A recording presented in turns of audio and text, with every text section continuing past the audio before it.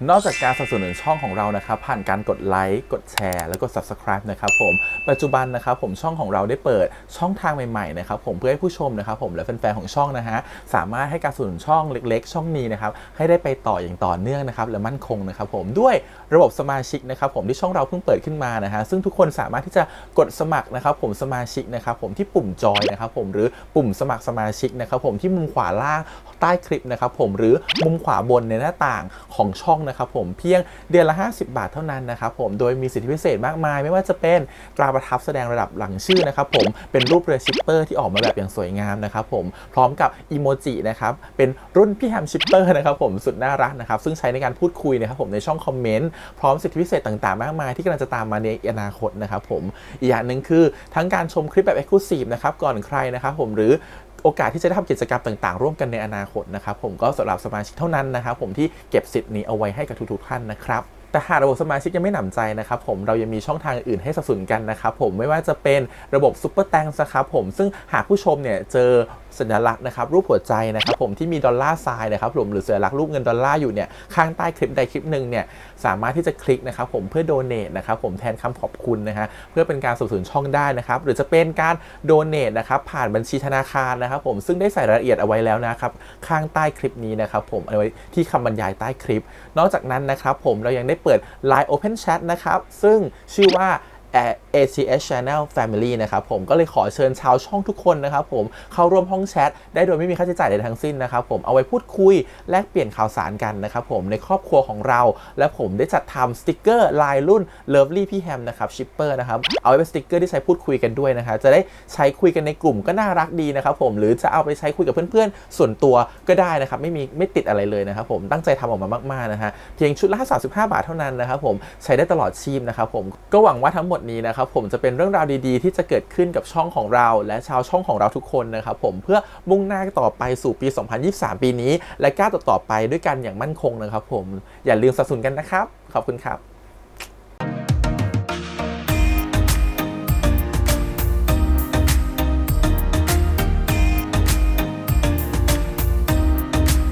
สวัสดีครับยินดีต้อนรับสู่ช่อง ATS Channel นะครับกับพบกันในการ reaction นะผมวันนี้อยู่กับพี่แฮมนะครับกับซีรีส์เรื่อง Tempo the Series นะครับผม Hard That Skip the Beat นะครับผมก็เรื่องราวนะฮะกำลังเข้มข้นเลยตอนนี้ได้ตัวจุนกลับมาแล้วนะมา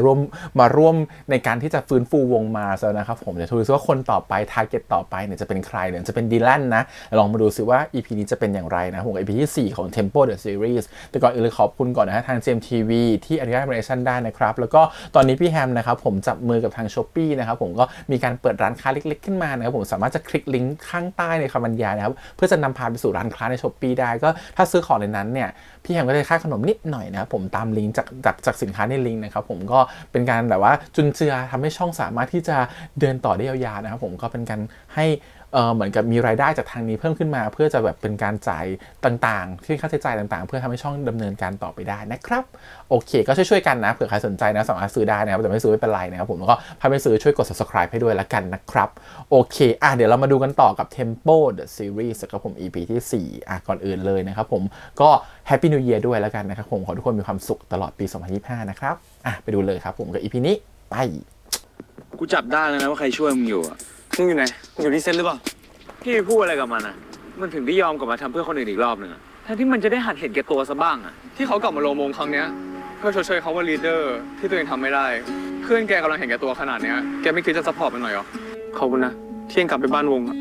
อย่าคิดว่ากูอินเลยนะกูขอร้องบ้านไม่มีคนอยู่มึงคิดว่ากูจะไม่อยู่อ่ะผมเคลียร์เรียบร้อยแล้วแต่มีปัญหาไหมผมไม่มีเบอร์พี่บอกผมมาผมจะจำทุกตัวเลขให้ได้ผมไม่อยากลืมมันอีกฉันจำได้ไหมวะ09อะไรวะฉันลืมไปแล้วอ่ะ09เลยวะ09099หรือ031อะไรวะจำไม่ได้แล้ววะเห็นไหมไม่ได้ใส่ใจไงไม่ใช่คนอินไงมันกลับมาง่ายสุดกูได้1 แต้มแล้วนะเห็นไหมที่เหลือของพวกมึงนะบอกเลยว่าเปเปอร์กลับง่ายมึงจะให้กูช่วยไปตามนาโนกลับมาก่อนใช่ปะ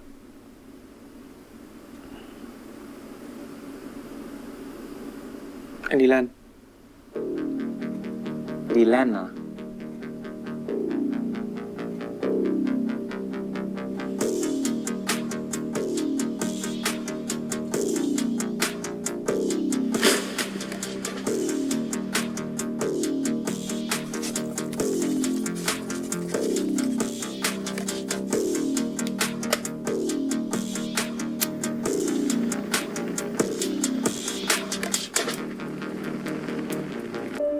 Love the way you lie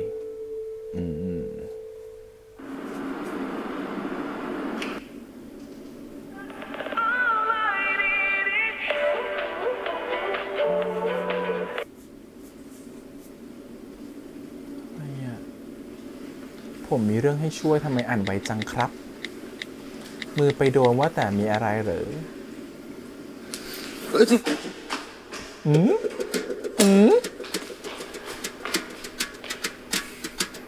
ทำไมทำหน้างั้นนะ ไม่ตื่นเต้นเลยเหรอได้เจอหน้าผมอะ ตื่นเต้นเลย มีอะไรให้ตื่นเต้นไม่ทราบ ไอเทมมันเอาอะไรมามั่นใจวะว่าคนแบบนี้ได้ช่วยได้เนี่ย เทมอยากให้ช่วยอะไรเหรอ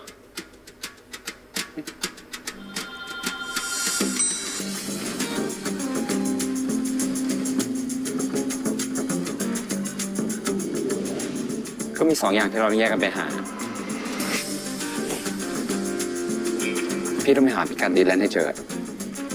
เพราะที่ผ่านมาไม่มีใครติดต่อกันได้เลยนอกจากพี่มิก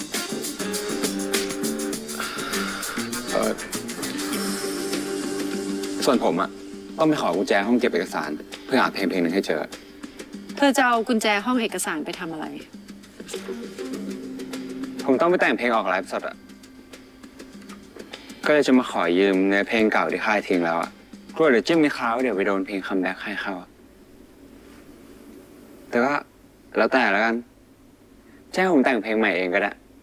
แต่ก็ไม่รู้จะออกเป็นยังไงนะ เดี๋ยวก่อน ต้องมันฉลาดนะจุนนะ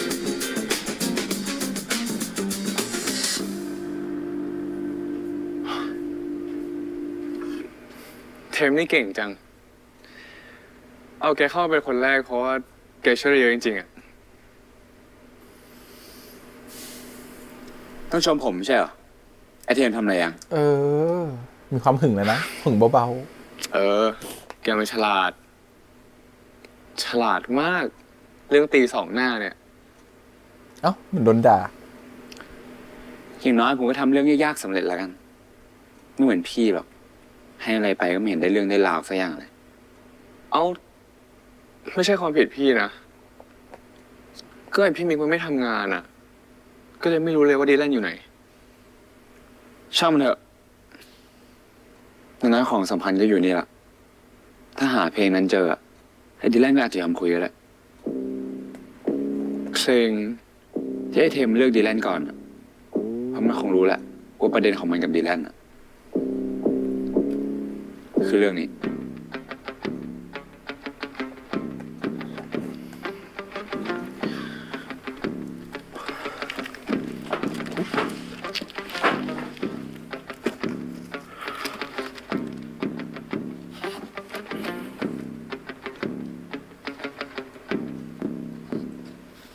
โห นี่ดีแลนโดนค่ายปฏิเสธเพลงเยอะขนาดนี้เลยเหรอ มีเยอะกว่านี้อีกนะ ที่ดีแลนมันยอมเซ็นสัญญากับค่ายอะตอนแรกมันคงคิดแหละว่าค่ายชอบเพลงของมันอะแต่จริงๆค่ายแค่อยากหาแรปเปอร์ดีๆ มาเสริมวงไอดอลอะ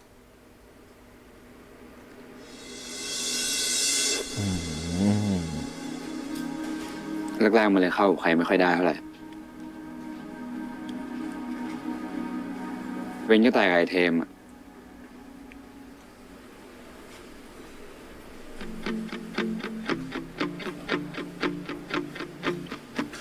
กูว่า มึงลองแบบนี้ดูไหม แต่คีย์มันสูงมากเลยนะ ใครจะไปร้องถึงวะ กูไง คงอยู่ไม่ไหวไม่พร้อมจะแลกอะไรกับการไม่มีเธอ จากที่มันไม่เคยเข้าบ้านวงเลยอะมันก็เข้าเพราะไอเทมไอเทมก็เคยบอกด้วยว่ามันจะเอาดีแลนเป็นพีดีให้ได้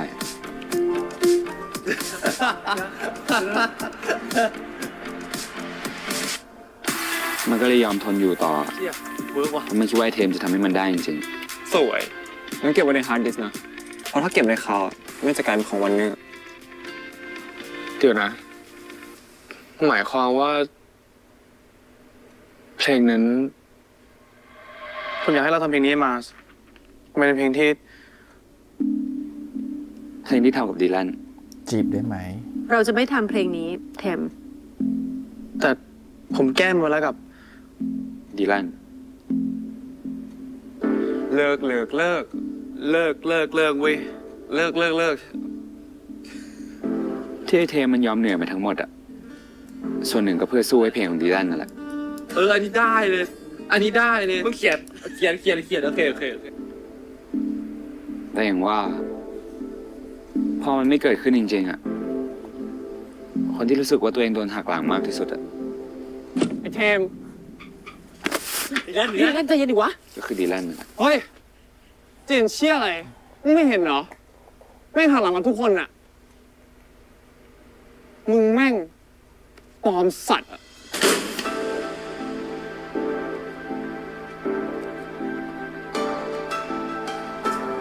ดีแล้ว ดีแลน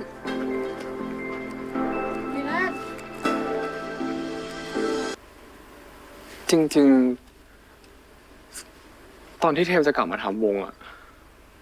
ดีแลนก็ควรจะดีใจไม่ใช่หรอ ไอ้ดีแลนอะนะมันไม่ใช่คนที่จะยอมเสี่ยงกับคนที่เคยหักหลังมาแล้วรอบหนึ่งหรอกผมกับไอ้เปอร์อะถึงได้บอกไอ้เทมไงว่าการเอาดีแลนกลับมาก่อนอะยากมากๆแต่ไอ้เทมมันก็ยังยืนยันที่จะ มึงเชื่อกูเถอะ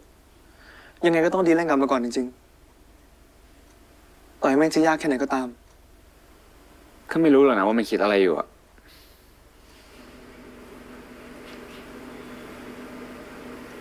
แต่พี่ไปดูตรงนั้นก่อนแล้วกัน ฉันว่าก็คงคล้องไปที่นาโน คือถ้านาโนถ้าพี่4 คนไม่กลับมาทำหนูก็ไม่กลับมาทำอะไรอย่างเงี้ย ฉันว่าต้องเป็นแบบนั้น เลยต้องเอาดีแลนกลับมาก่อน เลยจำเป็นกับนาโนเหมือนกัน เดี๋ยวผมไปหาไอ้ตัวต้นเหตุก่อนนะ ฮะ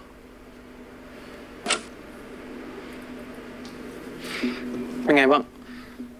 จะได้เรื่องอะไรอ่ะเพิ่งเข้ามาแป๊บเดียวเองมึงอะแหละไหนว่าแยกกับเปอร์มาหาดีแลนไงทำไมจูบผมอะเนี่ย กูไปหามาแล้ว แต่ไม่เจอ เอาเป็นไงบ้างพี่โป้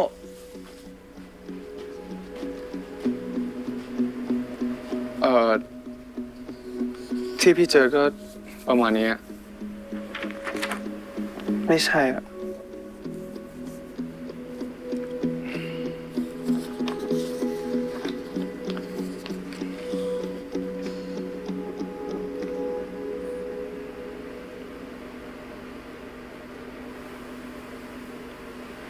เทม จุน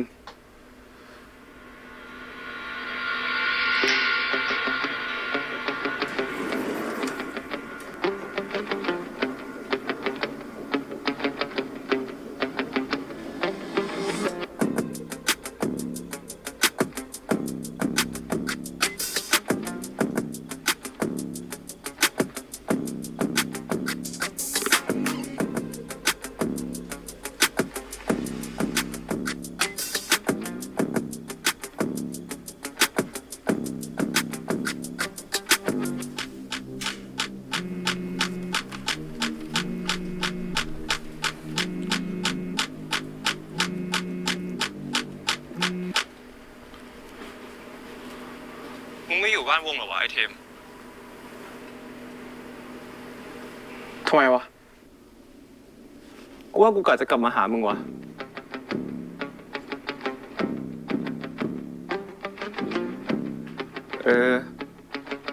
โทษทีเว้ย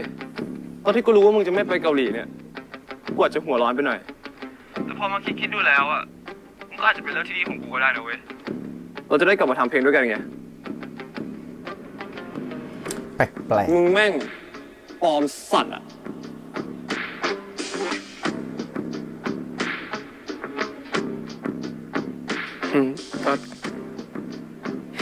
ก็ใช่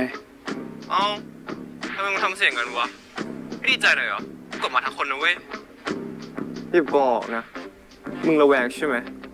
ที่กูกลับมาง่ายๆแบบเนี้ย ๆ ก็ใช่ไง เปล่า กูแค่ เอาเป็นว่าเดี๋ยวกูไปคุยกับมึงที่นั่นแล้วกันงั้นก็ดี แต่มึงมาคนเดียวนะเว้ย เห็นไหมแปลก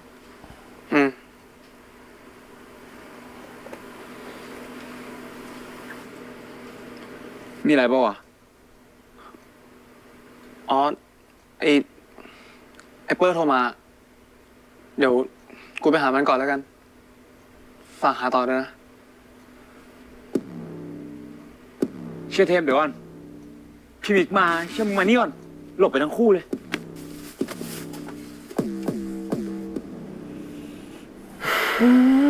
จมูกมันก็ต้องนิดนึง มันต้องเขี่ยกันบ้างแหละมองเข้าไปในตาเขาสิ แล้วมันเห็นอะไร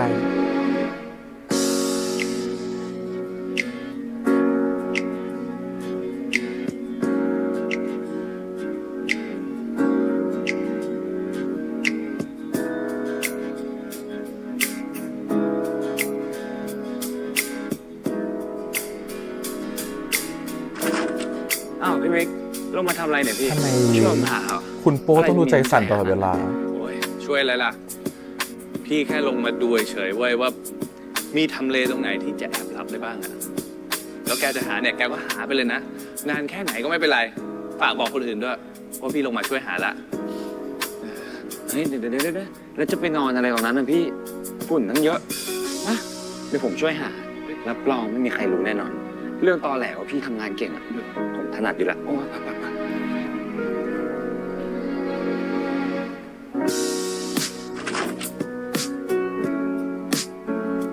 จ้องนานกันไปแล้วเนี่ย เกินสักชั่ว1 นาทีแล้วเนี่ย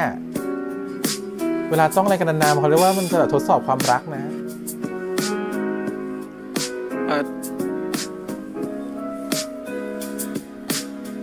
งั้นเดี๋ยวผมไปก่อนนะ เดี๋ยวพี่ช่วยหาต่อขอบคุณนะ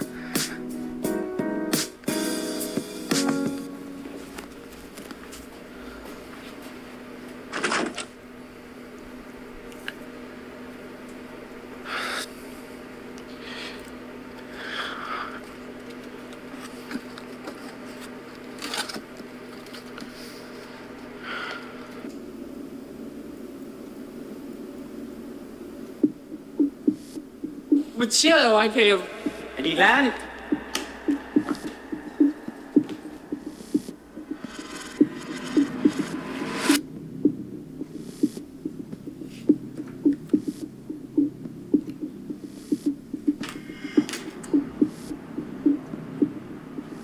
ไอ้เทม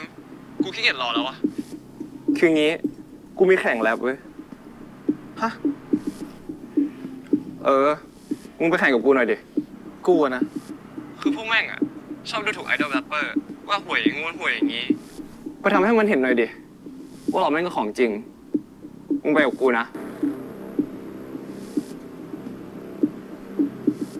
ที่ไหน เดี๋ยวกูส่งโลไป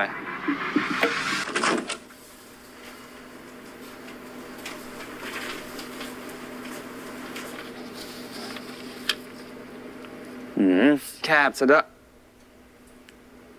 เบียดกันเลยดิ แอบรู้อะไรปะเนี่ย นี่ บอกไว้ก่อนเลยนะ อย่าเคลิ้มค่ะ อย่าเคลิ้ม ผ ค่ะ มสังเกตหลายทีแล้วพี่ชอบมันเหรอ อุ้ย ดูออก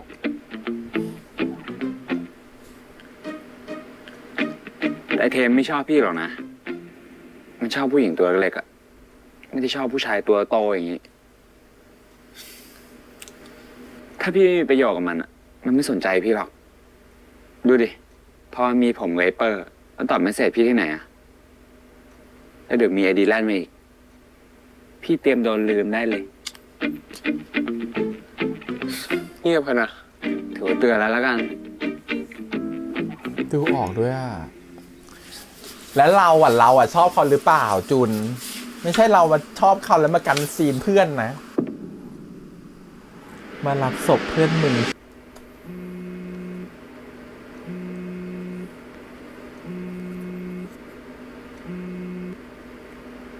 ว่าไง ฮัลโหลไอ้จุน ไอ้เทมอยู่กับมึงปะ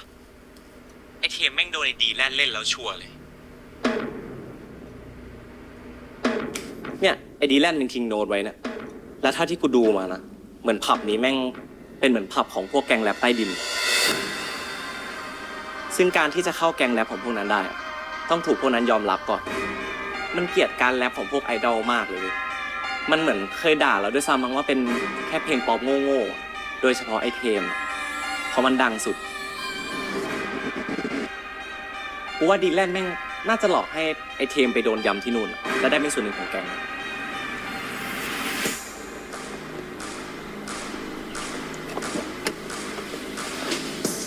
มึงถึงยัง ถึงละ งั้นถ้ามึงถึงแล้วมึงไปเตือนไอเทมก่อนเลย ไอเทมมึงกลับเถอะไอดีแลนด์มันไม่ได้จะกลับมาหาเราจริงๆหรอกเว้ยมันหลอกมึงไว้ที่เนี่ยก็เพราะ กูรู้ มึงรู้แล้วมึงยังจะ อ้าวมึงมากันแล้วเหรอ ไอเทมไปขึ้นเวทีกัน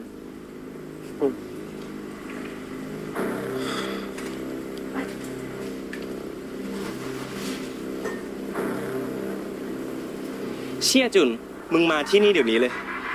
ส่งเสียงหน่อยแล้วโอเคโอเคโอเคโอเคพอเ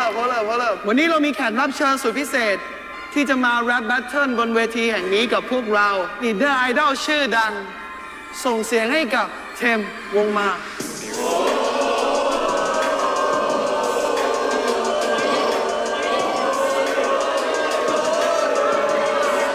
เอาไงดีกูหรือมึงจะเริ่มก่อนกูว่ากูก่อนแล้วกันนะเพราะว่าดูจากมึงแล้วเนี่ยในหัวมันน่าจะไม่มีอะไรเลยว่ะไหนๆมึงก็มาถึงที่กูแล้วเนาะโอกาสดีๆที่กูจะได้ขยี้ไอดอลหน้าโง่ๆอย่างมึงเนี่ยมันมีไม่ได้มากหรอกกูต้องรีบคว้าโอกาสนั้นไว้ใช่ไหม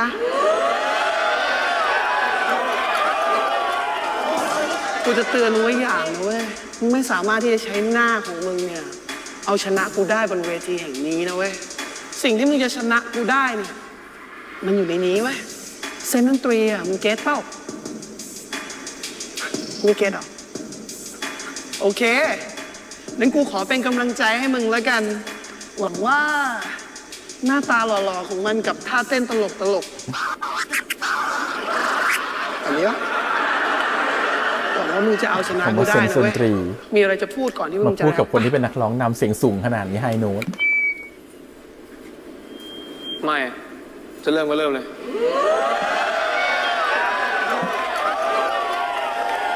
มึงเลือกที่จะไม่พูดเองนะเว้ยเพราะว่าหลังจากเนี้ยมึงคงต้องเงียบไปอีกนานเลยว่ะเพื่อนดีเจ drop the beat ทุกคนชูมือขึ้นมามึงอาจจะเก่งมาจากเวทีไอดอลโง่ๆของมึงนะเว้ยแต่บนเวทีนี้มันไม่ใช่ ของจริงมันอยู่นี่เว้ย ฮิปฮอปแบบฟอร์เรียลกูใส่เดียวกับไอดอลรอได้อย่างเดียวมาเต้นเสียวๆกูไม่ อี ช โก้ อบ สุดๆ แบบชิวๆกูพร้อมซิลพวกนอกคอก นี่ก็ไม่ฟังไม่เข้าเหมือนกันแรปอะไรไม่รู้เรื่อง ได้หมดหลอกทุกทั้งปีที่สักมาขี่แค่ฉากหน้า อีโก้ว่าตัวเองจะดีกว่าคนอื่นเขาเอาตัวเองไปกดคนอื่น ดังแล้วมึงก็ เขา แยกทำเป็นแต่แบบเป็นคนกล้าถามหาแต่เพื่อนดีๆมันคงไม่มีอีก10 ชาติว่ะมันคงไม่มีอีก10 ชาติว่ะ เล่นเขาดูหน่อยลูก โย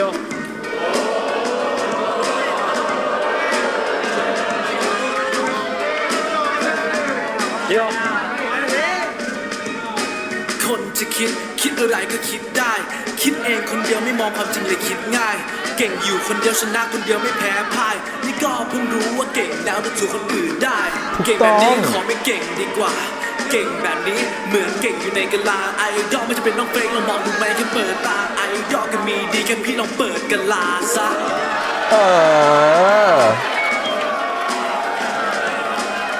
มึงก็แรปดีนะเว้ยแต่กูว่ามึงไม่แรปจะดีกว่ามึงช่วยโชว์ข้อดีของมึงมาให้กูดูหน่อยได้ปะกูหาไม่เจอว่ะ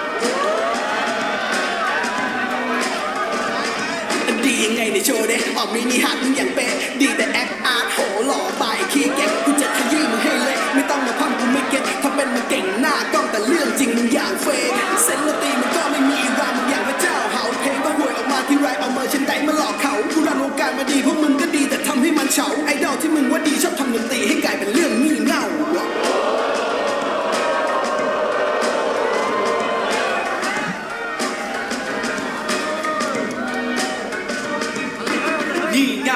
เอาไว้ด่ามึงหลงตัวเองที่พวกเราทำไม่ต่างกันทุกวันที่ทำเพลงวัดยังไงอะไรดีกว่าแบบชัดเจนวัดไม่ได้เพราะศิลปะมันมีคุณค่าในตัวเองเพลงมึงมันก็ดีในแบบของมึงเพลงกูมันก็ดีในแบบของกูคนละแนวคนละทางที่ทำอยู่สุดท้ายก็คือดนตรีกันทั้งมึงกับกูอะมึงพอจริงกับมึงเลยแล้วกันนะกูเพิ่งเด็กขัดโต งั้นกูจะเห็นแล้ววิ่งแล้วโฟมาสอนชีวิตให้เด็กมันนิดอย่าตีสนิทว่ากูไม่โอไอที่มึงทำแค่ for show มึงไม่มีสิทธิ์ทำคุยวอที่บอกว่ากูไม่ต่างจากมึงมองไปนิดมึงติดมโนว่ะกูมันเบื่อแต่มึงมันเฟกไงถ้ามึงยังไม่สลดเดี๋ยวจดใส่กระบามึงไว้ให้กูอยู่ท็อปส่วนมึงอยู่ท้ายไอดอลกับอาร์ติสมึงเทียบไม่ติดไม่มีวันคล้ายทำยังไงมึงก็ไม่คลายวะ อาร์ติสจะอยู่ในกะลาจริงๆอะ โยโยโย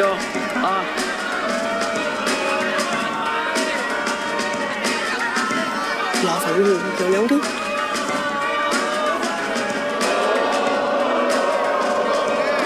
เปลี่ยนความคิดมึงคงยากกูไม่อยากพูดให้มากแค่นิดเดียวไม่ได้ยากทำเอาไว้พี่อยากบอกว่าพี่อยากบอกว่า แม่งโดน พี่อยากบอกว่า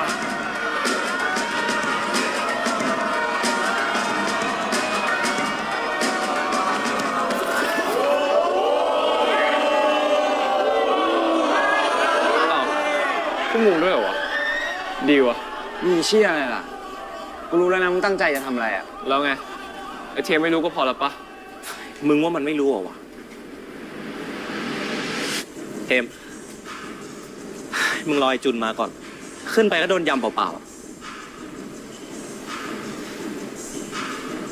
ตอนแรกกูก็คิดว่ามันโกรธกูเรื่องเพลงแหละแต่พอมาถึงนี่ก็ถือว่าไม่ใช่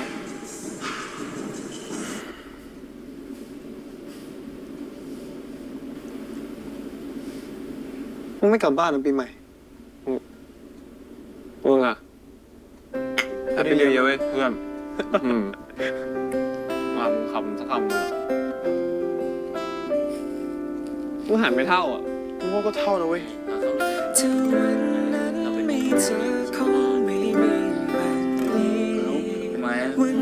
่ได้มีตัวแล้ว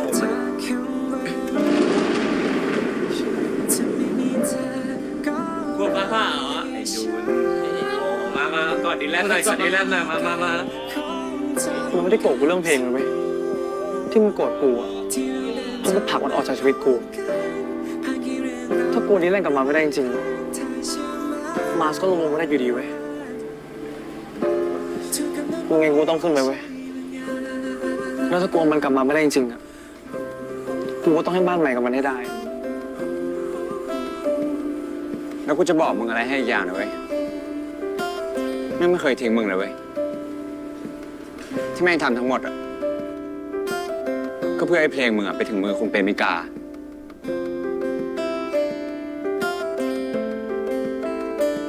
แต่เราเองไม่ใช่เหรอวะที่เป็นคนทิ้งมันก่อนอ่ะ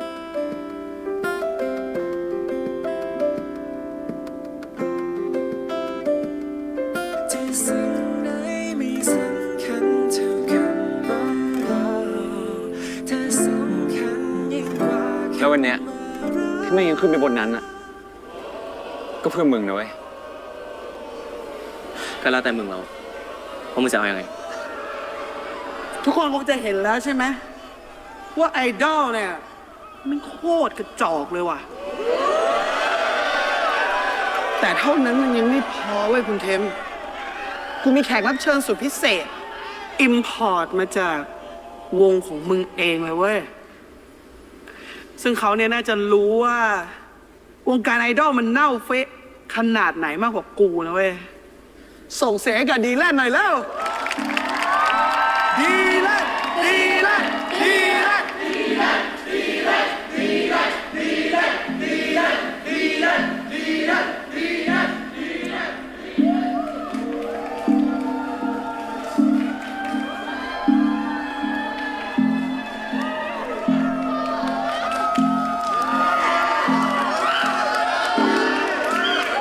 เข้าแก๊งกูอะมึงก็ขยี้เลดเดอร์วงมึงให้เละคาเวทีนี้ให้กูดูหน่อย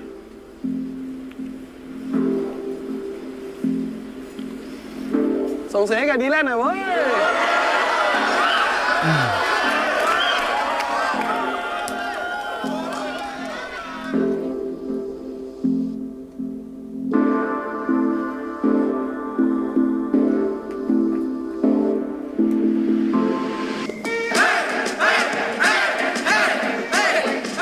นี่โง่มากนะที่ว่ากูยอมถูกที่อะ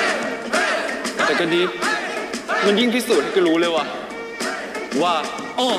ไอดอลมันไม่ได้เฟกมันพวกอีโก้มึงทำกูตาสว่างกูอิสระเหมือนคอไม่มีโซ่ฝึกมามากมาจนไอดอลมันคงกับมีดอีโต้มาตัดมาสับสวัสดกูพร้อมจะดับไปคำว่าอีโก้ฟังมึงแล้วสนุกมึงไม่ตลกไปยันความคิดตอนแล้วมันไม่เฟี้ยวมึงคิดคนเดียวนั่นแหละ bullshit กู respect ในดนตรีกู respect ในเสรีวันนี้กูรู้แล้วว่าคุณค่าไอดอลอย่างกูแม่งโคตรจะมีดีว่ะ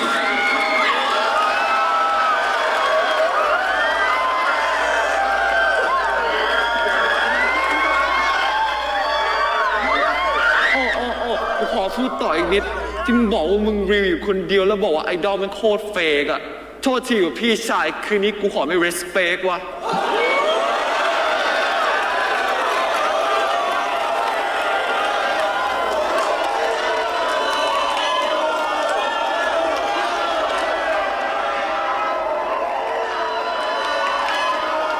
เจอเพลงจิตได้ไหมละ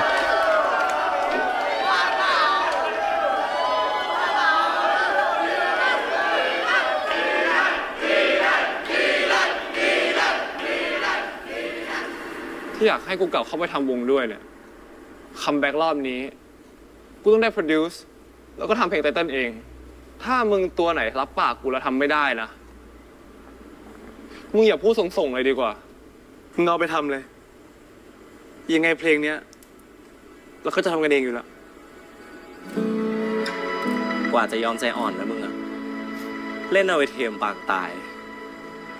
ไอ้ที่ปางตายอะแม่งไม่ใช่เรื่องวันนี้หรอก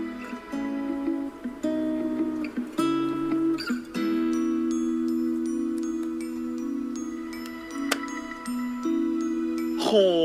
ยูกลับไปฉีกทิ้งให้ป่ะหน้าเป็นตูดเลยแม่ง ว้า หน้าเหมือนตูดเลย ไม่ไหวโคตรเดจาวู เอาละเหลือหนูคนสุดท้ายแล้วลูก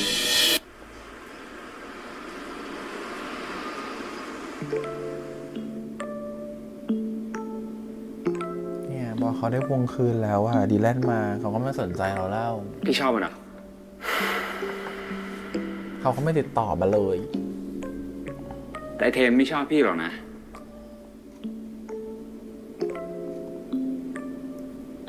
พอมีผมกับไอ้เปอร์แล้วตอบเมสเซจพี่ที่ไหนอะ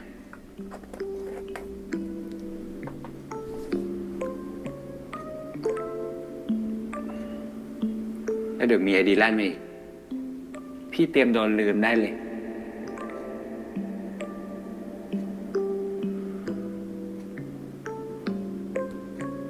เหงาเลย ต้องกลับไปกินแซนด์วิชคนเดียวเหรอมั้ง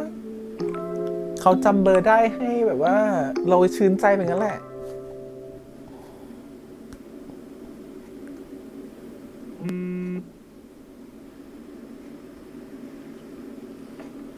อุ๊ยนอนยัง เร็วเชียวตอบเราตอบเร็วเกินจำเบอร์ได้ไงโทรมาแล้วไง ฮัลโหลผมขอโทษนะที่ไม่ได้ตอบข้อความเลยทั้งวันอะพี่คิดมากหรือเปล่า อุ๊ยรู้ตัว คือพี่ตอบตรงๆเลยก็ได้นะผมว่าพี่คิดมากได้ ผมทำตัวไม่ดีเองอะ อุ๊ย ผมว่าผมควรจะให้ความสำคัญพี่มากกว่านี้ อุ๊ยหมายความว่า ก็ ไง แกยุ่งนี่ไม่ได้ดิผมไม่อยากอ้างแบบนี้กับใครอีกแล้วอะผมเกือบเสียเพื่อนไปทั้งหมด ก็เพราะเรื่องแบบนี้แหละอ๋อ เป็นแค่เพื่อนเนอะ คิดมากใช่ไหมผมขอโทษนะ ผมจะไม่ทำอีกแล้ว ผมจะพยายามไม่มากกว่านี้ เริ่มงงนะ เริ่มงงนะ เริ่มงงนะ ขอบคุณนะ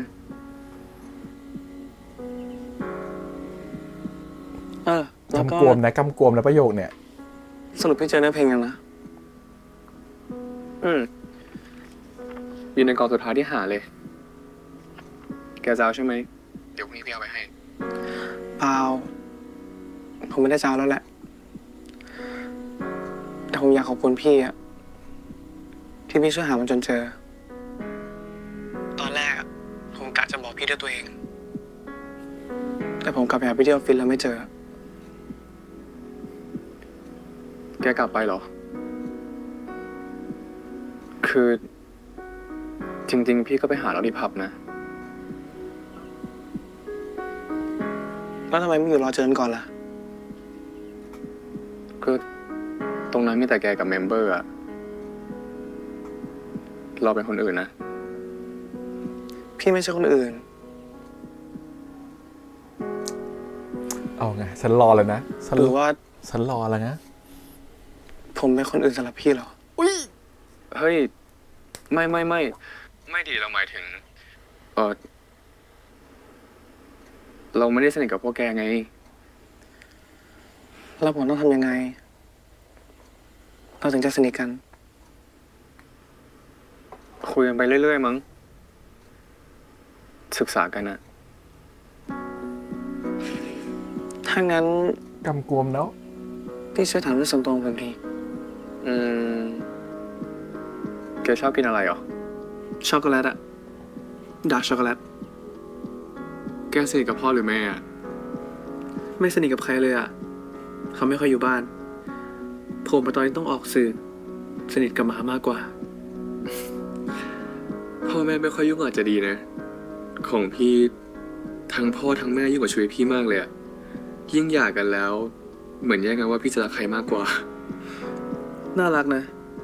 ดูอบอุ่นกว่าครอบครัวผมเยอะเลย วุ่นวายมากกว่า คือแม่พี่อะสนิทกับแม่ใหม่มาก พ่อพี่ก็สนิทกับพ่อใหม่ แต่คือ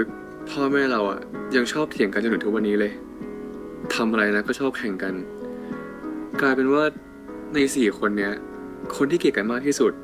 ก็คือพ่อกับแม่พี่เอง ฟังดูน่าสนุกจัง วุ่นวายสุด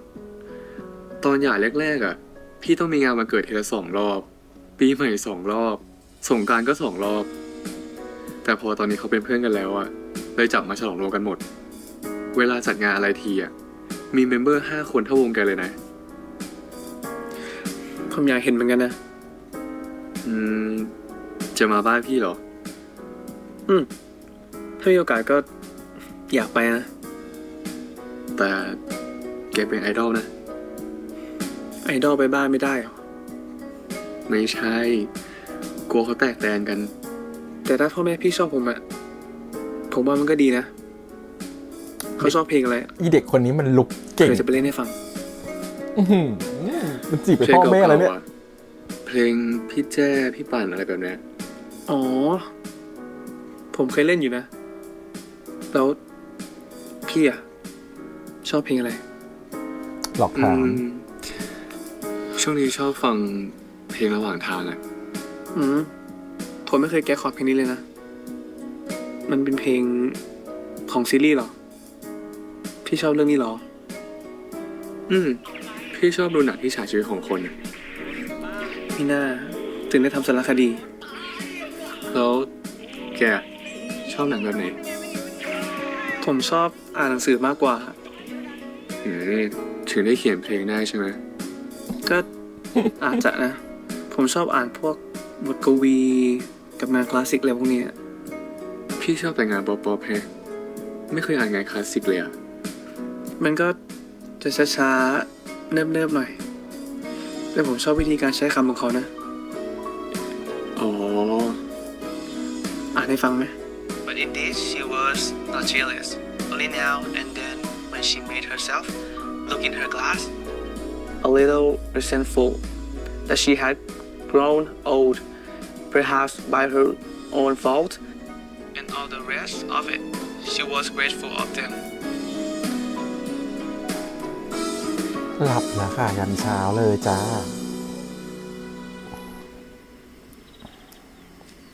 หูฟังแบตหมดไปแล้ว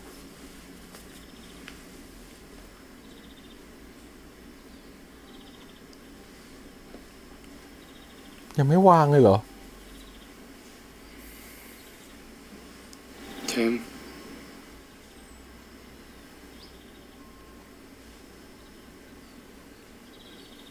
เป็นแล้วล่ะครับ อุ้ยอะ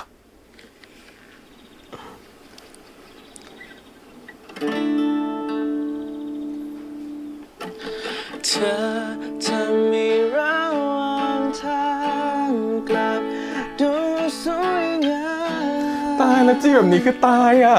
โชคดีที่มีเธอมีคน โอ้ ที่มาได้ ยแล้วดูวิลเลียมเล่นเป็นตัวน้อยใช่เฮ้ยเอฟเล่นเป็นตัวน้อยใช่ กี่ร้อยพันนายขอบฟ้าที่เรามองอยู่คงต้องได้เจอสักวัน โอ้ยตัวน้อยเลยลูก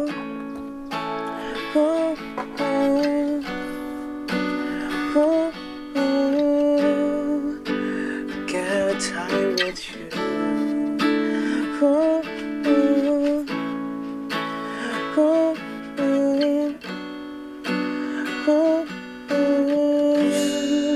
เขินตัวเล็กเขินตัว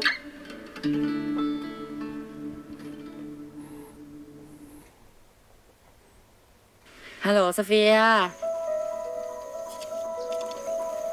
หรือเหมือนจะหินอ้อมๆวะว่ามันจะไม่กลับบ้านวงแล้วนึกว่าจะลองเบนเข็มดูอะ นาโนนะกลัวที่จะกลับมาเป็นวงเหรอ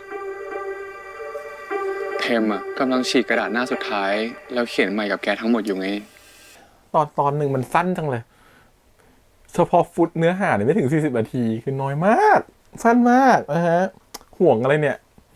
อ่ะโอเค Tempo the series นะฮะตอนแรกอะถ้าไม่มีพาร์ทสุดท้ายเนี่ย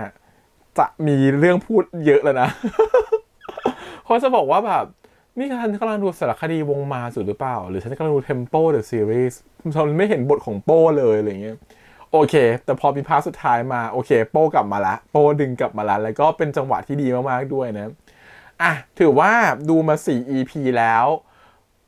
โมเมนต์ที่อยากได้คือประมาณแบบนี้เลย สิ่งที่ต้องการคือ EP นี้เลยนะครับผม3 EP แรกรู้สึกแบบมีความแบบมันมีความเป็นสารคดีจริงๆอ่ะเหมือนเรากำลังไปกับเขาถือกล้องแบบเขาไปสัมภาษณ์วงของมาไปดึงผู้คนของมากลับมารวมตัวกันใหม่มันเป็นฟีลลิ่งแบบนั้นนะแต่พอได้ดู EP เนี่ยมันเปลี่ยนละโหมดมันเริ่มเปลี่ยนเพราะเพื่อนมันกลับมา3คนแล้วไงมันเป็น4คนเนาะเปเปอร์ดูกลับง่ายสุดเลยเหมือนที่พี่แฮมเดานะว่าเปเปอร์กลับมาง่ายมากอะไรเงี้ยเพราะกลายว่าตอนนี้จุนกลับมาเปเปอร์กลับมาดีแลนกลับมาการที่ดีแลนกลับมาก็คือไป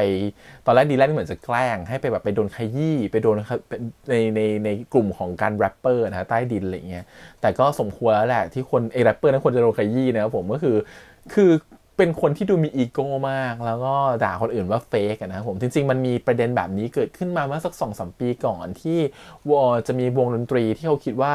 การเป็นไอดอลมันดูง่ายเหลือเกินแค่หน้าตาดีร้องเพลงอะไรก็เป็นศิลปินได้แล้วอะไรเงี้ยแล้วก็เพลงที่มันเป็นเพลงจริงๆมันต้องดีกว่านี้มันต้องมีความเป็นอาร์ติสต์กว่านี้แล้วก็ดูถูกผลงานคนอื่นนะฮะจริงๆผมรู้สึกว่าเรื่องประเด็นเนี่ยมันเป็นประเด็นที่เคยเกิดขึ้นแล้วมีการถกเถียงไปหมดแล้วแหละแล้วรู้สึกว่ามันเป็นศิลปะ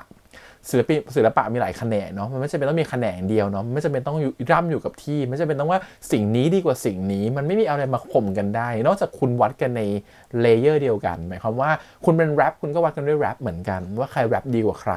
คุณเป็นเพลงคุณก็วัดกันด้วยเพลงป๊อปเหมือนกันว่าเพลงป๊อปเพลงไหนมันเพราะกว่าเพลงป๊อปเพลงไหนมันมีคีย์โน้ตที่ยากกว่าเพลงป๊อปเพลงไหนมันร้องได้ยากกว่ามันวัดกันได้แต่ถ้าคุณเอาป๊อปกับแรปมาทับกันน่ะมันคงบอกไม่ได้หรอกว่าอะไรดีกว่าใครหรือคุณเอางานของอาร์ติสต์ที่เป็นนักร้องมาทับกับงานของไอดอลมันก็บอกไม่ได้เพราะมันขายคนละอย่างกันมันเป็นศิลปะคนละแขนงกันไอดอลเขาอาจจะขายศิลปะของความที่เขาผ่านความเป็น survival มาผ่านเกมมาผ่านการต้องโชว์ศักยภาพอะไรบางอย่างมาผ่านทำให้คนได้รักเขารู้จักตัว ตนเขาและผ่านคนรักในไอดอลเพราะว่าเขารักในไม่ใช่แค่เพลงแต่เขารักในไลฟ์สไตล์รักในการใช้ชีวิตมันก็มีอะไรต่างๆที่มันเป็นศิลปะความงามที่มันแตกต่างกันออกไปมันเอามาเทียบกันไม่ได้ถ้าถามว่าไอดอลมีดีไหมมันก็มีดีในแบบของเขาบางคนก็อาจจะร้องเพลงเก่งบางคนก็อาจจะแรปเก่งเหมือนดีแลนร้องเพลงเก่งเหมือนตัวเทมส์แต่ละคนก็มีดีในของตัวเองเพราะฉะนั้นถ้าเอาแรปเปอร์ที่กำลังไปบอกคนอื่นเฟกเนี่ยมาร้องเพลงไฮโน้ตแข่งกับตัวของเทมส์แรปเปอร์คนนี้ก็จะสู้ไม่ได้ก็ได้และอย่างการที่เทมร้องไฮโน้ตได้ถือว่าเทมเก่งกว่าแรปเปอร์คนนี้ไหมถูกไหมมันก็ไม่มีอะไรเฟกไม่มีอะไรเรียลงั้นการที่คุณกำลังคิดว่าตัวเองเก่งอยู่คนเดียวกำลังคิดว่าตัวเองเป็นศิลปะที่งดงามที่สุดแล้วมันคืออีโก้นะฮะมันคือการที่อยู่ในกะลามันคิดว่าตัวเองดีที่สุดแล้วใช้คำหรูๆนะก็คือซูเปอร์เบียร์ก็เหมือนกับว่าคิดว่าตัวเองดีที่สุดดีกว่าทุกๆคนจริงๆแล้วมันไม่มีใครดีกว่าใครหรอกมันอยู่ที่ความคิดของคุณนั่นแหละที่กำลังไปกดคนอื่นว่าเขาต่ำกว่าของคุณแล้วอันนี้ก็สิ่งที่มันอาจจะเกิดขึ้นในช่วงเวลาหลายปีที่ผ่านมาที่เป็นช่วงกระแสไอดอลที่กลับมาดังมากๆเลยเริ่มตั้งแต่เหมือนกับว่าช่วงของการที่เนี่ยดาราซีรีส์วายเริ่มมาร้องเพลงกันนะครับผมรวมถึงมีไอดอลก็จะมีกระแสเนี่ยตีกลับมาว่าทำไมเพลงเดี๋ยวนี้ของเพลงไอดอลเพลงทีป๊อปหรือเพลงของเราไอคอนิกเหล่านี้ร้องเพลงแล้วมันกลับดังกว่าเพลงของคนที่เป็นนักร้องจริงๆแต่พวกนี้มันเป็นไซเคิลของเพลงครับพอช่วงหนึ่งทีป๊อปดังเดี๋ยวสักพักนึงทีป๊อปก็จะดรอปลงไปกลับมาเป็นเพลงรูปแบบเดิมช่วงก่อนหน้านี้ก็จะเป็นเพลงที่สไตล์ของแบบเพลงป๊อปร็อกก่อนมาเป็นเพลงป๊อปมันมีเพลงยุค 2000 ยุค 90 ยุค 80 มันเป็นไซเคิลของเพลงเพราะฉะนั้นมันไม่มีอะไรดีกว่าใครแต่ไม่เคยมีเพลงยุคไหนที่เหมือนกับแรปเปอร์ขึ้นมาเป็นแบบเป็นที่หนึ่งเลยนะแต่แรปเปอร์ก็จะเป็นมีดีในแบบของเขาแรปเปอร์ก็จะเป็นศิลปะที่มันสอดแทรกเข้ามาในทุกเพลงอยู่แล้วเพราะฉะนั้นมันไม่มีอะไรที่ข่มของอะไรกันว่าใครดีกว่าใครเหมือนเรื่องก็พยายามจะถ่ายทอดว่า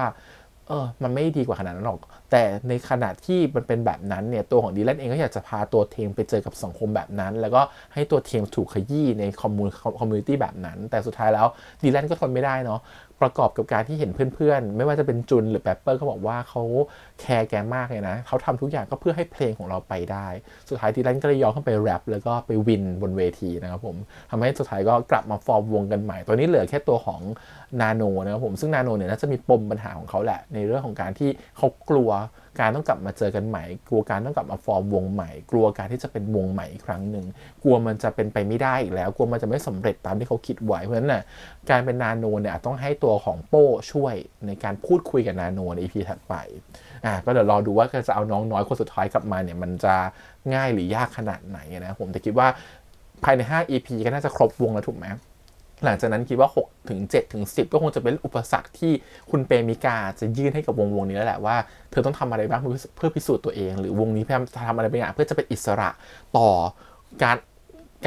ความต้องการของผู้หลักผู้ใหญ่หรือความที่อยากจะกำหนดทิศทางอะไรบางอย่างของผู้ใหญ่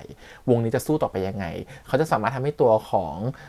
ดีแลนเป็นโปรดิวเซอร์เพลงจริงๆได้ไหมอะไรเงี้ยเขาจะเห็นว่าเขามีการแต่งเพลงบางอย่างที่เก็บไว้ในตัวของฮาร์ดดิสก์ด้วยถูกไหมฮะไม่ได้เอาไปใส่ในคลาวด์เพราะใส่ในคลาวด์เนี่ยถือเป็นลิขสิทธิ์ของทั้งค่ายทั้งหมดส่วนก็มีเพลงบางอย่างที่มันอยู่นอกลิขสิทธิ์ของค่ายเหมือนกันที่อยู่ในฮาร์ดดิสก์ที่พวกเขาเตรียมจะปล่อยออกมาแล้วก็อาจจะปั้นเป็นไอดอลกันเองก็เดี๋ยวต้องรอดูว่าเรื่องมันจะไปในทิศทางไหนแต่กลับมาที่โหมดที่ชอบก่อนนะครับผมตอนแรกพอมีความเป็นสารคดีสูงๆรู้สึกว่าโหมันแบบมันจริงจังเนาะซีรีส์มันจริงจังเราอยากจะได้ซีรีส์ของความหวานบ้างป๊อปเลิฟบ้างมีความแบบโรแมนติกไทส์บ้างนะครับผมด้วยเวลาที่มันจำกัดแค่40นาทีเนี่ยช่วยให้เราบ้างนิดนึงก็ทำได้ดีในพาร์ทสุดท้ายนะครับผมที่รู้สึกว่าโอเค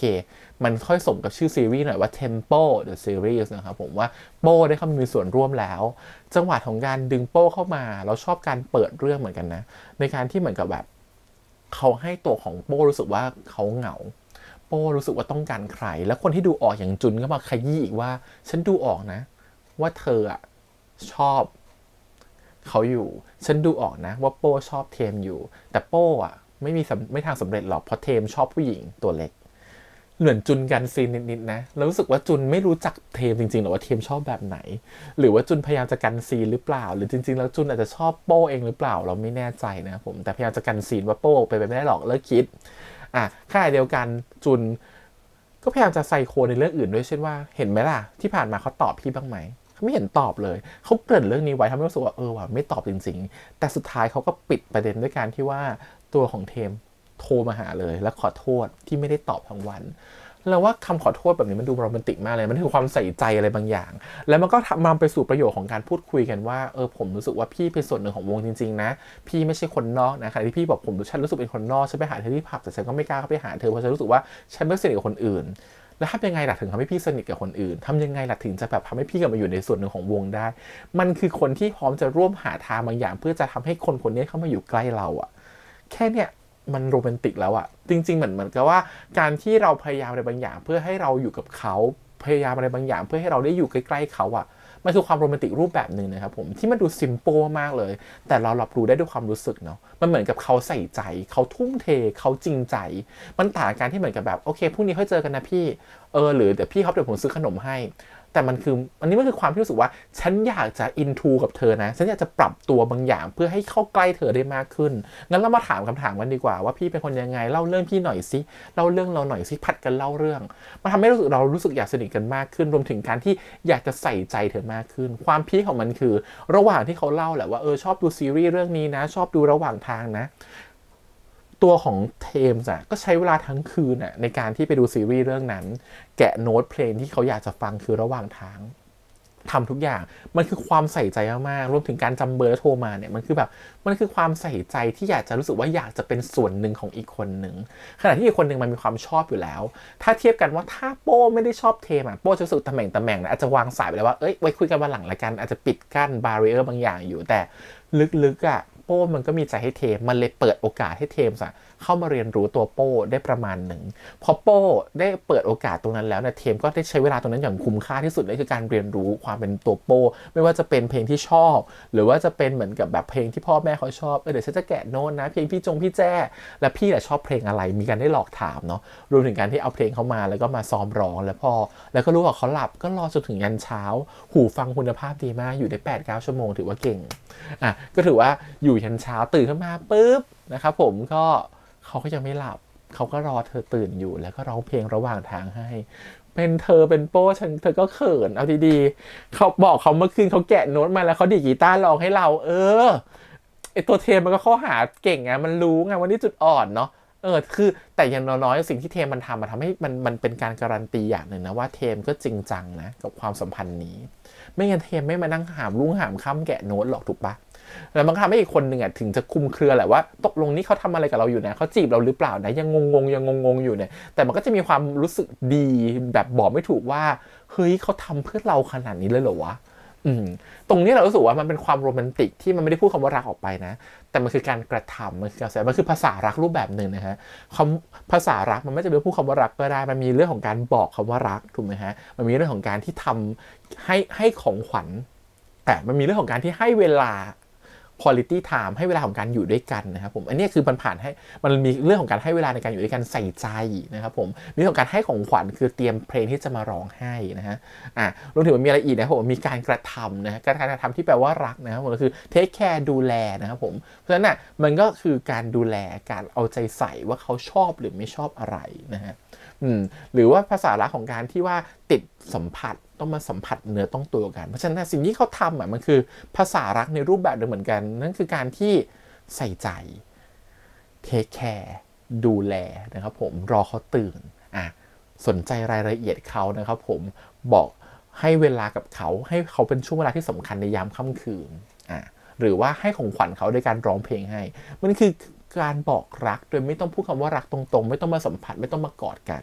แต่มันก็แล้วแต่ว่าใครชอบแบบไหนเนาะบางคนอย่างแฟนพี่แฮมเนี่ยก็จะเป็นสไตล์ที่ว่าชอบสกินชิปมากถ้าไม่ได้สกินชิปเลยหรืออาทิตย์นึงไม่ได้เจอกันสักครั้ง2 ครั้งเนี่ยมันจะเหมือนแบบไม่ได้บอกความรู้สึกรักกันนะก็ต้องติดสกินชิปก็ต้องเจอกันแม้จะไม่ได้อยู่ด้วยกันไม่ได้นอนด้วยกันก็อาจจะต้องเจอกันบ่อยๆเพราะว่าติดสกินชิปนะฮะหรือเขาเป็นคนที่ชอบบอกให้บอกคิดถึงบอกรักให้รู้ว่ายังรักอยู่ก็จะเป็นการใช้ภาษารักโดยการบอกกล่าวแต่สำหรับพี่แฮมก็จะเป็นสไตล์ที่แบบว่าแค่เขารู้สึกว่าอยู่ข้างๆแค่เขารู้สึกว่าให้เวลากับเราก็ถือเป็นความรักรูปแบบหนึ่งแล้วแต่ละคนจะมีการรับรู้ความภาษารักที่แตกต่างกันเพราะฉะนั้นสิ่งที่มันเกิดขึ้นคือในมุมของตัวของโป้ที่ยังไม่ทำอะไรเลยเนี่ยขณะที่เทมส์เนี่ยทำเลยแค่โป้แค่รู้สึกว่ารักเนาะขณะที่เทมเนี่ยให้เวลา ให้หลายๆอย่างกับตัวโป้จนโป้รู้สึกว่าถึงไม่ได้บอกรักแต่ความคลุมเครือความงงเนี่ยมันก็รู้สึกรักและอบอุ่นใจแบบเขินม้วนต้วนได้แบบหนึ่งเหมือนกันไอ้รู้สึกตรงนี้คือสิ่งที่รู้สึกว่ามันทำให้คนดูก็รู้สึกว่าเขินไปกับตัวโป้ด้วยอ่ะเป็นเรารู้สึกว่าเจอแบบนี้เราก็เขินอ่ะอยู่ดีมาแกะโน้ตแล้วก็มาร้องเพลงแบบระหว่างทางให้เราข้างๆหูอย่างเงี้ยคือแบบเสียงก็หวานเสียงก็ดีอีกถูกปะมันเหมือนแบบเขาให้ความสำคัญกับเราอ่ะไอ้ที่จุนพูดมามันโกหกมันไม่รู้จริงนี่เขาแคร์เราเว้ยเขารักเราเว้ยนี่มันความแบบเข้าข้างตัวเองนิดนึงอะไรอย่างงี้ก็เข้าใจได้เลยครับผมก็ถือว่าเป็นพาร์ทที่สำหรับพี่แฮมรู้สึกว่าชอบนะมันเป็นความใส่ใจกันเบาๆมันเป็นความแบบใส่แบบไม่ต้องแบบโผงผางไม่ต้องเข้ามาจูบกันไม่ต้องอะไรกันแค่เปิดตอนเรื่องนี้มีความจ้องหน้ากันจมูกเขี่ยกันมันเป็นความแบบจ้องหน้ากัน1 นาทีอะเวลาเราจ้องหน้าใคร1 นาทีนานๆโดยที่เราไม่แบบที่เราแบบไม่ได้คลาดสายตาเขาอะเราจะรู้สึกอินกับคนตรงหน้าโดยไม่รู้ตัวนะฮะอันนี้ลองไปเทสดูได้เพราะจะเห็นว่าหลายๆคนชอบหลบตากันหรือหลบสายตากันเพราะว่ามันเป็นทฤษฎีทางจิตวิทยารูปแบบหนึ่งแหละเพราะว่าเราสบตาใครนานๆอะถ้าเกิน10 วิแล้วยังสบตากันอยู่โดยไม่ปะทะแบบเกลียดกันหรือหลบหน้ากันหรือต่อยกันน่ะมันคือการสบตาที่เหมือนจะเข้าไปข้างในลูกตาเขาแล้วไปในจิตใจเขาแล้วมันทำให้เกิดความสะกดระหว่างกันนิดนึงซึ่งตรงนี้ทำให้เราชอบกันได้โดยไม่รู้ตัวเลยแล้วพอเขาจ้องกันแบบนั้นนะครับผมรวมถึงจมูกเคียกันอีกมันก็ทำให้รู้สึกว่าตัวของเทมเองก็อาจจะรู้สึกว่าฉันชอบพี่คนนี้จังวะโปเองรู้สึกหวั่นไหวกับน้องคนนี้ขึ้นมาอีกนะครับผมแล้วพอเทมมันรู้สึกแบบนั้นเนี่ยพอเทมมีเวลาเมื่ออยากจะใส่ใจพี่คนนี้อยากจะดึงพี่คนนี้เข้ามาอยู่ข้างๆอยากจะรู้จักพี่คนนี้มากยิ่งขึ้นมันก็เลยเป็นความรักที่เริ่มบอกไม่ถูกแล้วแต่มันเป็นความรู้สึกที่อยากจะอยู่กับคนคนนี้มากขึ้นเพราะฉะนั้นเนี่ยเราว่าตรงนี้คือเป็นการเปิดมุมมองความรักได้ดีเนาะแล้วก็ไม่ต้องผงผางเกินไปแบบต้องมีแบบฉากจูบเลยหรือว่าอยากจะสกินชิปเลยหรือต้องอยู่ด้วยกันเลยเปิดเบาๆแค่จมูกเขี่ยจ้องตาแล้วก็มาให้โมเมนต์ที่สำคัญในช่วงท้ายเราว่าทำได้ดีในการที่เล่าเรื่องของภาพดีทวีสุขเนาะกับซีรีส์เรื่องนี้มันรู้แบบซิมเปิลมากเลยที่คนนึงจะโทรคุยกันที่คนนึงที่จะเล่าเรื่องของส่วนตัวของกันและกันเนี่ยจะเล่าฟังนู่นฟังนี่จะแบบเธอชอบอะไรไม่ชอบอะไรอะไรอย่างเงี้ยค่อยๆเล่าแต่แล้วแต่คนบางคนไม่สไตล์ที่จะมานั่งตอบคำถามแบบนี้นะบางคนไม่ชอบแบบนี้บางคนชอบให้ค่อยๆเรียนรู้กันไปค่อยๆเรียนรู้จากการกระทำเรียนรู้จากเหตุการณ์ต่างๆเรียนรู้ว่าเธอชอบไม่ชอบอะไรจากการที่รู้จักกันมากขึ้นในแต่ละวันไม่ใช่แบบต้องมานั่งถามกันว่าเธอชอบอะไรไม่ชอบอะไรมันแบบบางทีมันดูจริงจังเกินไปบางทีมันรู้สึกว่ามันไม่เป็นธรรมชาติแต่ซีรีส์เขาเล่าให้ดูมันธรรมชาติมากเลยเหมือนกับว่าก็ลองถามตอบคุยกันเป็นการทำรู้จักง่ายๆแต่มันก็ได้ผลเหมือนกันนะครับสำหรับคนบางคนซึ่งมันได้ผลกับคู่นี้เนาะแล้วก็ได้มีการพูดคุยกันรู้สึกว่ามันเป็นโมเมนต์ที่ simple แต่สวีทมากๆคือมันแบบเรียบง่ายแต่หวานมากๆชอบมากๆเลยตอนแรกก็เลยโอเคตอนแรกผมเตรียมที่ว่าที่เธอจะทิ้งฉันไว้แบบนี้เหรอเธอจะเอาจริงเอาจังกับการฟอร์มทีมเหรอโอเคให้ความหวานฉันหน่อยก็ยังดีเนาะให้มันสมกับชื่อ Tempo the Series นิดหนึ่งส่วนเคมีวิลเลียมกับเอสต้องบอกเลยว่าดีอ่ะ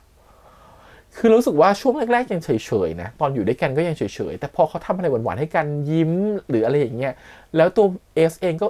เล่นสะเขินมวนต้วนตัวเล็กตัวน้อยมากอะคือเอสเป็นแบบไม่คิดมาก่อนว่าเอสจะมีแบบฟีลลิ่งของความแบบคาริสมาหรือคาแรคเตอร์ที่ดูตัวเล็กตัวน้อยหรือตัวนุ่มนิ่มได้อะซึ่งมันซึ่งแบบออกมาใน E-Series แล้วน้องทำมันมาได้ดีมากๆอะไรเงี้ยคือแบบแบบเก่งอะน่ารักอะก็รู้สึกว่าพออย่างเงี้ยมันรู้สึกว่าความเป็นวิลเลียมเอสมันก็ยิ่งเข้ากันมายิ่งขึ้นเนาะดูเคมีสองคนมันดีจังเลยอะไรเงี้ยรอดูครับผม EP ต่อไปว่าจะน่ารักขนาดไหนเนาะ EP 5เป็นของน้องนาโนก็คิดว่าการเอานาโนกลับมาก็น่าจะครึ่งตอนอีกครึ่งตอนก็จะเป็นความหวานของการที่เทมกับโป้อาจจะรู้จักกันมากขึ้นเขายังไม่เป็นแฟนกันนะเดี๋ยวเขาต้องมีระยะห่างอะไรของกันอีก5 เมตรต้องห่างกันอะไรเงี้ยเดี๋ยวต้องรอดูว่าจะเป็นยังไงนะโอเคก็ประมาณนี้ครับผมขอบคุณทุกคนที่ติดตามกันด้วยฝากกดไลค์กดแชร์กด subscribe จากที่เสียงทาง YouTube Instagram Twitter แล้วก็ Facebook เดี๋ยวไว้เจอกันใหม่สัปดาห์หน้าครับวันนี้พี่แฮมไปก่อนนะครับบ๊ายบาย